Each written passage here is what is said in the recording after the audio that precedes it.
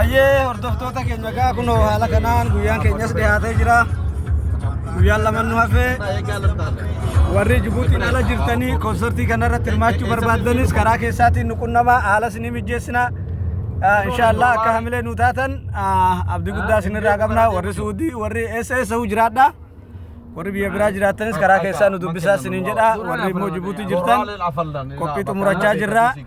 Jabaadhaa jajjabaadhaa hojiidhaaf immoo dursinee akka argamnu isiniin jedha. Wassalaamu alaikum warahmatullahi wabarakatuh. بدعيك عكسنا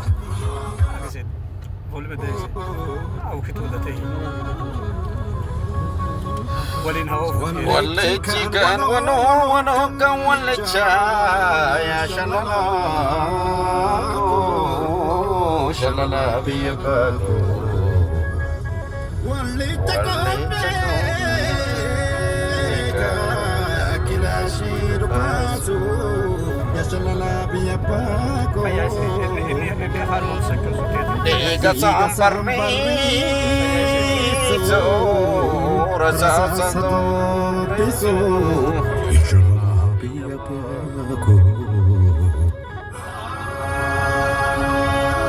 Rutan sofra kotanya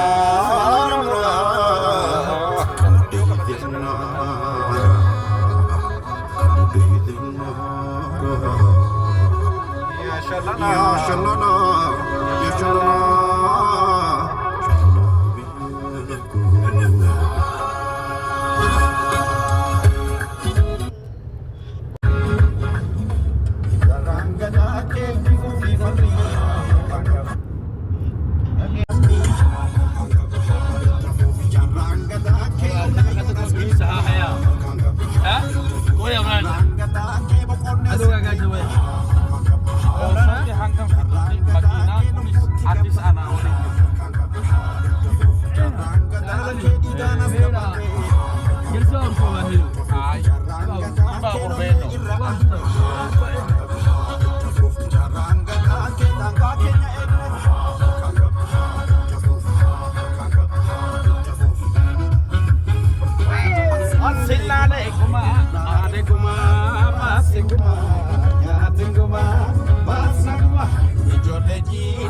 Orommi sani wa ekilashi ittini mini ijolle chafa jajjabdu saba Oromo chufti amira gaba sadamakana olma jirati hunda tabdata wa sarati itarate kangarfa wayo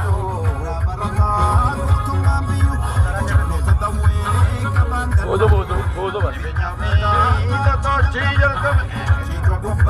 Nartuma forse tota sama kanu gafarse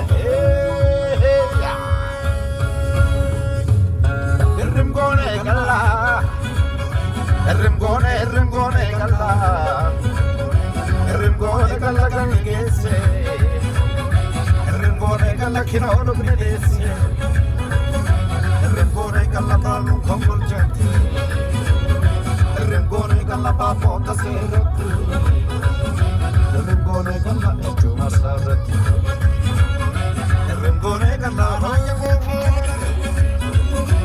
Rangada ke omna yonas kenye Jarangada ke bokone setenye Jarangada ke lumputi kapal Harka kapal ita bofi Jarangada ke bokone stabarre Jarangada ke lolle irraan Aitafu jarangada ke tangga ke nyegle harga harga